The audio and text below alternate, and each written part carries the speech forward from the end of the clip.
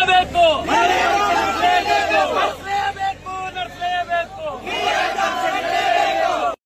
Bijapur district Tikota taluk ಶಾಮದ ಕಾಲೇಜ್ನಾಗ ಎಲ್ಲರೂ ನಮ್ಮ ಬಿಸಿ ಎಕ್ಸಾಮ್ ಬರಕ್ ಬಂತೀವಿ ನಾವು. ಏನಾಗುತ್ತೆ 10 ಎಕ್ಸಾಮ್ ಸ್ಟಾರ್ಟ್ ಆಗಬೇಕಾಗಿತ್ತು.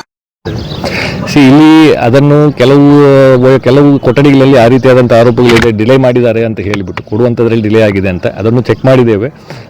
ಬೆಳಗ್ಗೆ 9:00ವರೆಗೆ ಇಲ್ಲಿ ಕ್ವಶನ್ ಪೇಪರ್ ಬಂದಿದೆ. ಕ್ವಶನ್ ಪೇಪರು ಕೂಡ ಪ್ರತಿ ಕೊಠಡಿಗೂ ಕೂಡ ಅವರು ವಿದ್ಯಾರ್ಥಿಗಳು 4 ಜನರು ಸೈನ್ ಮಾಡಬೇಕು, ಅವ್ರ ಪ್ರೆಸೆನ್ಸ್ನಲ್ಲೇ ಅದನ್ನು ಓಪನ್ ಮಾಡಬೇಕಂತ ಏನು SOP ಇದರ ಪ್ರಕಾರ ಇಲ್ಲಿ ಮಾಡಿದ್ದಾರೆ. ಒಂದು 5 to 10 ಮಿನಿಟ್ಸ್ ಈ ಗೊಂದಲದಿಂದ ಇದನ್ನು ಮಾಡುವುದು ಬೇಡನೋ ಅನ್ನುವಂತಹ ಒಂದು ಡಿಸ್ಟರ್ಬೆನ್ಸ್ ಆಗಿತ್ತು. ಬಟ್ ಏನೇ ಆಗಿರಲಿ ಆ ಡಿಸ್ಟರ್ಬೆನ್ಸು, ಆ ಡಿಲೇಗೆ ಏನಿದೆ ಅದಕ್ಕೆ ಹೆಚ್ಚುವರಿ ಸಮಯ ಕೊಡಲಿಕ್ಕೆ KAದವರು ನಿರ್ದೇಶನ ಮೇಲ್ಗಡೆ ನಾವು ಅವರ ಅವಕಾಶವನ್ನು ಕೊಡಬೇಕಾಗಿತ್ತು, ಅದು ಕೊಟ್ಟಿದ್ದೇವೆ. ಬಟ್ ಒನ್ಸು ಎಕ್ಸಾಮ್ ಹಾಲ್ ಬಿಟ್ಟು ಕ್ವಶನ್ ಪೇಪರನ್ನು ತೊಗೊಂಡು ಹೊರಗಡೆ ಹೋಗಿದ್ದಾದ ಮೇಲ್ಗಡೆ ಮತ್ತೆ ನಾವು ಅವರನ್ನು ಮತ್ತೆ ಒಳಗೆ ಬಿಡುವಂಥದ್ದು it is violation of the exam integrity. ಆ ರೀತಿಯಾದಂಥ ಯಾವುದೂ ಅವಕಾಶಗಳಿರಲ್ಲ. It is completely in violation of the SOPs. ಮುಂದೆ ಏನು ಸರಿ ಮುಂದೆ ಈಗ ಏನು ರಿಪೋರ್ಟ್ ಇದೆ, ಈ ಘಟನೆಯನ್ನು ರಿಪೋರ್ಟ್ ಆಗಿ ನಾವು ಸಬ್ಮಿಟ್ ಮಾಡ್ತೇವೆ. ಎಷ್ಟು ಗಂಟೆಗೆ ಏನಾಗಿದೆ ಅಂತ ಡೀಟೇಲ್ ರಿಪೋರ್ಟು ನಾವು ಕೊಡ್ತೇವೆ.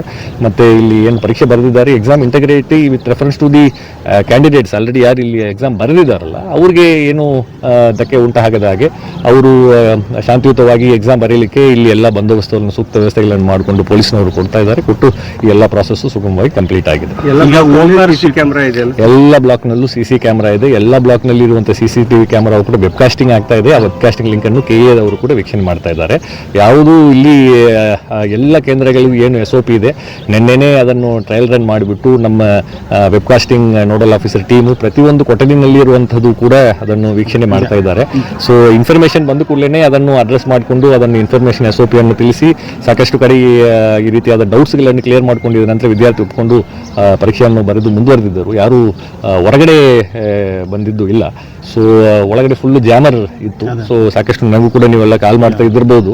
ಸೊ ಸಂಪೂರ್ಣವಾಗಿ ಈ ಪ್ರೆಮೈಸಸ್ನಲ್ಲಿ ಪ್ರತಿಯೊಂದು ಕೊಠಡಿನಲ್ಲೂ ಕೂಡ KA ವತಿಯಿಂದ ಜಾಮರನ್ನು ಅಳವಡಿಸಿರುವಂಥದ್ದಿದೆ. ಸೊ ಯಾವುದೋ ಒಂದು ಬ್ಲೂಟೂತ್ ಆಗಿರಲಿ, ಎಲೆಕ್ಟ್ರಾನಿಕ್ಸ್ ಐಟಮ್ಸ್ ಆಗಿರಲಿ ಅದೆಲ್ಲ ಫ್ರಿಸ್ಕಿಂಗ್ ಮಾಡಿ ಹೊರಗೆ ಇಟ್ಟಿರ್ತೇವೆ. ಆದರೂ ತೊಗೊಂಡ್ಬಂದರೂ ಕೂಡ ಯಾವುದು ಕೂಡ ವರ್ಕ್ ಆಗದೆ ಹಾಗೆ ಇದು ಕಂಪ್ಲೀಟ್ ಈ ಸಲ ಫುಲ್ ಪಿರಿಮೀಟರ್ನಲ್ಲಿ ವರ್ಕ್ ಆಗ್ತಲ್ಲ. ಈಗ ಅದನ್ನು ಸ್ವಿಚ್ ಆಫ್ ಮಾಡಿಬಿಟ್ಟು ನಾವು ಹೇಳಿದ್ರಿಗೆಲ್ಲ ನಾವು ಮಾತಾಡ್ತೇವೆ. ಒಟ್ಟಲ್ಲಿ ಗೊಂದಲದಿಂದ ಹಿಂಗಾಗಿದೆ. ಅವರು ಸ್ವಲ್ಪ ತಾಳ್ಮೆ ವಹಿಸಿದ್ರೆ ಕರೆಕ್ಟ್ ಆಗ್ತಾ ಇತ್ತು.